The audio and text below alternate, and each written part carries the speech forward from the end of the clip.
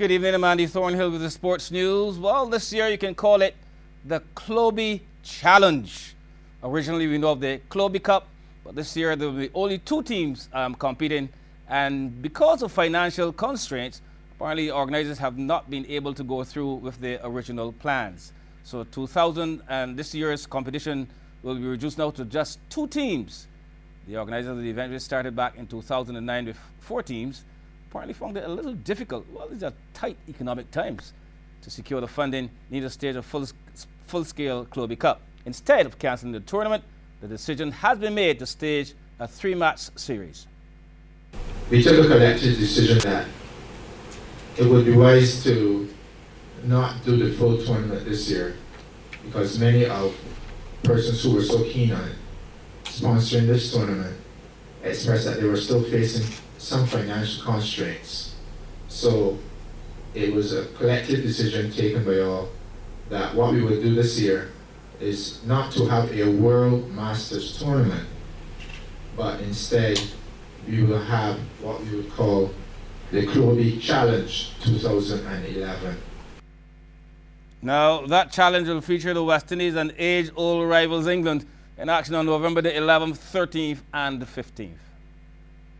The England team, which will be led by Mr. Michael Vaughan, will once again include some of the great England players of the past. Just to name a few, you'll have Devon Malcolm here, Mark Ramprakash, Dean Headley, John Embry. From the West Indies standpoint, we're this year once again led by Courtney Walsh. I'm pleased that he'll be having his partner Curtly Ambrose once again sharing that new ball with him. And I know that there are many Barbadians who are so thrilled to see those two great fast bowlers lead any West Indies challenge. I do apologize for the poor quality of the audio in those extracts. The current weather system impacted heavily on local cricket today. Now, this video shot at Bank Hall, St. Pair's ground, was typical of the other 5 grounds in the Lime First Division. Quite a bit of water was deposited on the field, making it impossible for any play at all. The weather also prevented the West Indies T20 team from playing a practice game against the HPC at the Desmond Haynes Oval. Many, though, took the opportunity to be called to the bar, and they had a good time in the absence of any cricket. Now, the teams in the semi-finals of the Sagicor Shield will hope for better luck tomorrow. At Desmond Haynes Oval, 7 Seas Police will play PhD St. John's Cultural, and over at Banks, the Old Williams Equipment Malvern clash with BRC BCL. Play is slated to start at 11 o'clock. Sri Lanka gained some ground that stumps on day 2 of the 3rd test against Australia, Colombo. In reply to the Aussies' 316 all-out, the hosts got up to 166 for 2 in 65 overs. Sangakkara is leading the way. Now this is his 100th test. He's still there, unbeaten on 61. And with him is Mahela Jaradena on 31 not out. Peter Siddle and Mitchell Johnson are the ones who've taken the wickets. So Sri Lanka are 150 runs adrift with 8 first-innings wickets in hand. In football, Arsenal's stuttering start to the English Premiership was once again in the spotlight. After an 8-2 mauling at the hands of Man United, the Gunners went down again today, this time to Blackburn. But the problem for Arsenal was they conceded 2 own goals. Rovers went up 3-2 through Yukavu. That was his second of the match.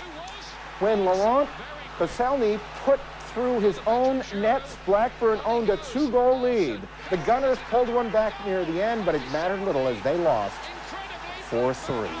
What a miserable season it's proven to be so far for the Gunners. As the pressure mounts on head coach Arsene Wenger, the Frenchman won't need to be reminded that with 5 games played, his team is very much at the wrong end of the table. Terrible. It's not more than that to say. It's just not good enough. And of course we are very frustrated because the spirit in the team is quite willing, but at the moment, if you look at the number of goals we conceded, we cannot. That's not good enough. You cannot come here and concede 4 goals the way we did do it today. And on the other hand, I believe that the group will take off, but it's important that we get quick results.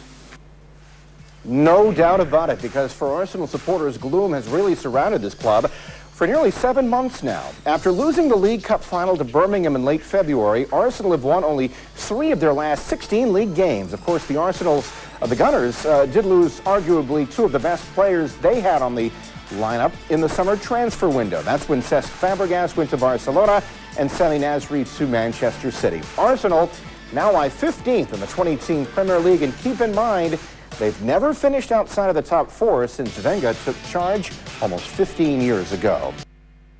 It's like, what have you done for me lately? Come on. In the other games in the EPL today, Norwich beat Bolton 2-1. Everton got the better of Wigan 3-1. Aston Villa and Newcastle United played to a 1-1 draw. Swansea thrashed West Bromwich 3-0. And Wolves went down 3-0 to QPR. Meantime, over in Spain's La Liga, after drawing their last 2 matches, defending champions Barcelona reasserted their authority, a resounding 8-0 win over Osasuna. Yes, Mr. Magic. Lionel Messi scored a hat-trick, so he's back to his brilliant best.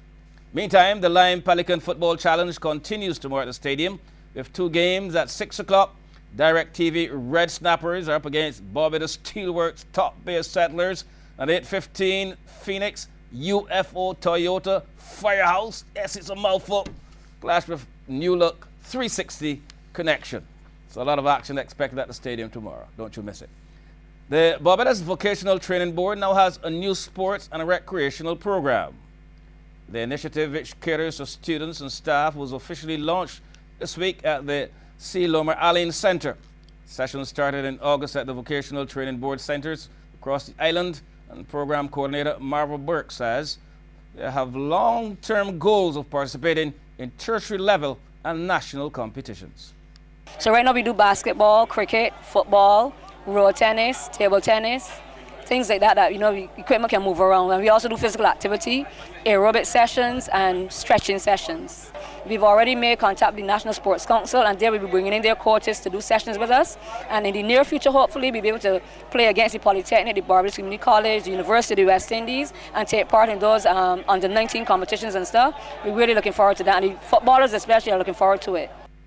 And Henderson Thompson, director of the training, told CBC Sports that combining sports with academics and vocational studies is all part of their focus on producing well-rounded individuals.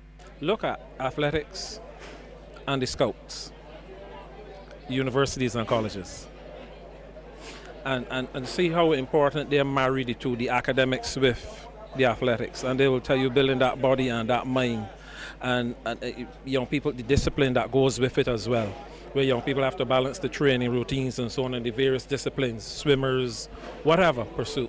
And you hear about the kind of dedication that those young people put into it. We want to get that here at the board as well. And we think it is very important. You've been hearing it from many people for many years, saying how important it is to marry both. And we thought it right for us to do it as well. The new sports program has the full support of the National Sports Council. Senator Harry Husbands believes this type of program complements the National Task Force on Physical Activity and Exercise. Promoting physical activity and exercise, Member of Parliament for St. John, Mara Thompson, has been spearheading this activity at Elara Court. So activities like this that are organized on the own initiative of the institution, whether the board, the trainees and staff, who have come together and recognized the need, I think only complements the activities that government has already put in place.